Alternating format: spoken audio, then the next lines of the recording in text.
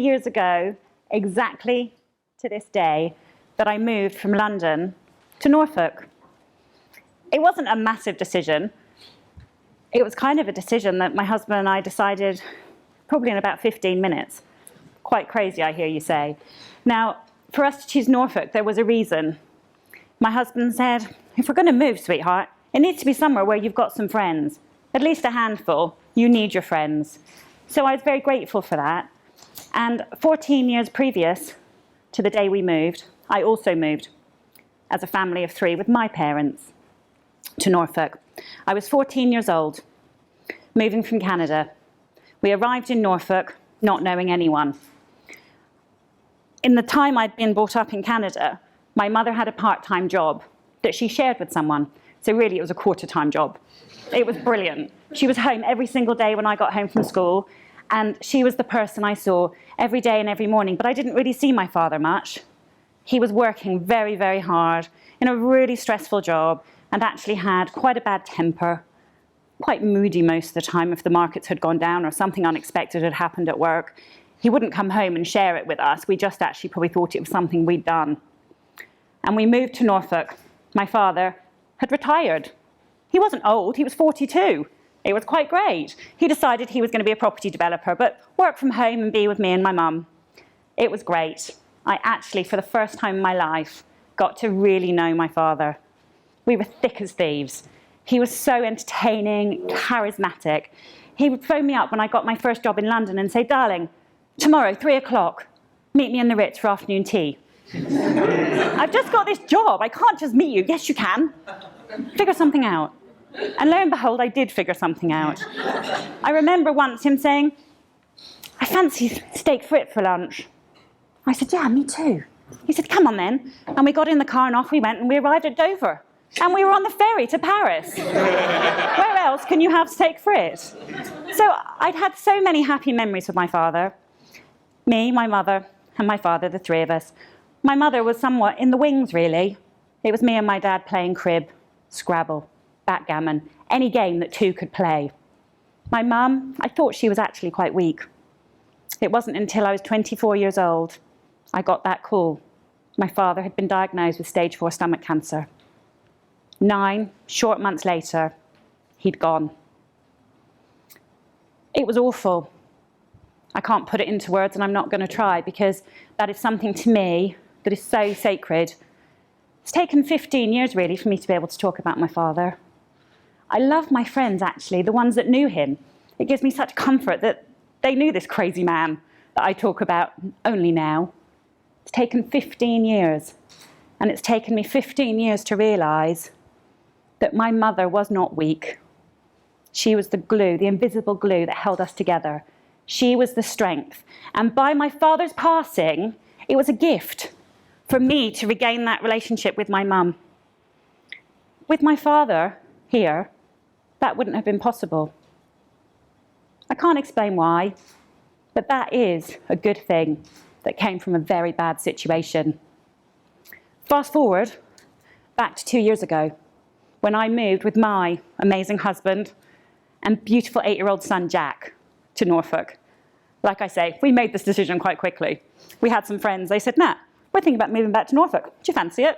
I said, don't be crazy. She said, why not? I went home. I said, Joy, what do you think? He said, yeah, why not? Let's go. And we just sold our house. And we left many friends behind. And we moved to sunny Norfolk. And it was 70 days ago. 1,680 hours, 560 finger pricks, and 280 injections, that our life as a family for 3 changed forevermore. We had an intruder again. I had an intruder with the cancer with my father, but this time it was an intruder knocking on our door that was not welcome, calling my 10-year-old son to give him type 1 diabetes. I didn't know much about diabetes. I thought I did. But I didn't know that there are more people in the UK with diabetes than dementia and cancer put together. That's a big statistic. What I do know, in less than 3 months, that there is some good in this. I found it already. And you know, it hasn't taken me 15 years.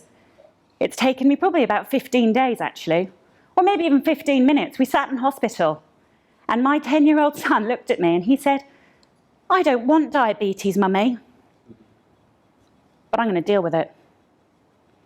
And in that 15 minutes of diagnosis, I knew my husband and I, we had done a pretty damn good job. We have got this amazing 10-year-old who is confident and resilient, so confident to tell everyone in hospital that Mummy doesn't like hospitals. Mummy doesn't like blood. Mummy's not very good with needles. Do you know, when I was 5 years old and split my head open, Mummy came to hospital. She fainted. Mummy was put in the room next door. I had my head glued back together. Mummy wasn't there. So he very quickly entertained all the nurses and the doctors, and they grew to love him as much as we did in that very short distant space of time. We left hospital after 3 days, and it felt like a month. We had learned so much stuff. We literally, from carb counting to realizing that actually you can eat anything you want, that's a myth. But life went on. We got home, and quickly we resumed to our new normal, with our intruder by our side. Not at a distance, by our side. We were now a family of 3 plus 1. So the family of 3 plus 1 went off to the cinema. And on the way home, Jack says, oh, I think the cinema was quite a success, don't you? I said, what do you mean? I said, we go to the cinema all the time. He said, not with diabetes, we don't. And again, this smile rose inside me. And I knew he had this mental tick list. He was going through all these things that actually were going to be firsts for him again. First time to the beach. First time swimming. Tonight, for me to be here. First night sleepover. I said, are you nervous or excited? A bit of both, Mummy. But I just want you to have a good night. You know, and how incredible that I have to learn from a 10-year-old these things. But I'm open to learning that from him and knowing that there is so much good going to come from this for our family. We're not going to let it actually be an unwelcome intruder. We are going to welcome this into our family, because that is what is going to make us survive as a family of 3 plus 1. When you're faced with a massive curveball and you don't know what to do with it, there's the expressions, you know, get lemons, make lemonade, all these sort of things. But for me, I sat on the 2nd of June in the Premier Inn at Stratford. I'd come down to London to have a team meeting. And I sat at breakfast, and Jack looked at me square on and said, I'm not taking insulin anymore. And I looked at my 10-year-old son and said, you will die then. That's a pretty hard conversation to have with a 10-year-old. Because as a parent, we're not meant to have those conversations. We are the warriors. We are the ones that protect our children. But that was the biggest gift of all that diabetes has given us as a family. For me, to peel away my layers and actually share with my son, I am vulnerable, I am human, and tell him that diabetes sucks. And we're not smiling every day because it's okay. We're smiling because that's what you've got to do sometimes. And that's okay too.